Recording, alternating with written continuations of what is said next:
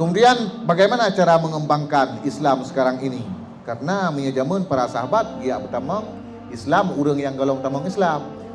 Menyong untuk zaman jino salah satu lagi tanya cara terkembangkan Islam iaitu dengan dakwah kepada daerah-daerah pelosok yang golong tersentuh dengan Islam ataupun yang pemahaman-pemahaman Islam di mentang rendah.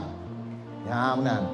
Kemudian juga dengan termasuk mengembangkan Islam jino dengan lagi tengok tak tulis ajaran-ajaran Islam yang betul, akidah-akidah ahli sunnah wal jamaah dalam satu tulisan yang god, lantas atranya tersebar ke berbagai daerah sehingga dibaca oleh orang yang termasuk dakwah.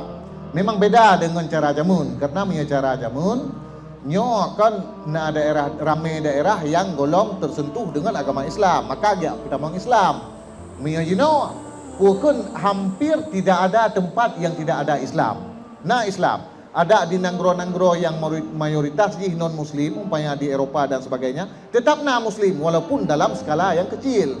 Sehingga nah wacana jino nah sebuah bidang fikih yang dicetuskan oleh ulama-ulama kontemporer namanya fiqhul aqalliyat, fikih minoritas.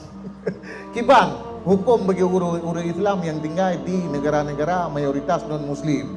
Yang aturan-aturan tertentu inan. Nah, masalah kita yang setuju atau hana setuju yang cara masalah yang kedua. Tetapi yang intinya cara kita yang mengembangkan Islam juga yaitu antara lain misalnya contohku.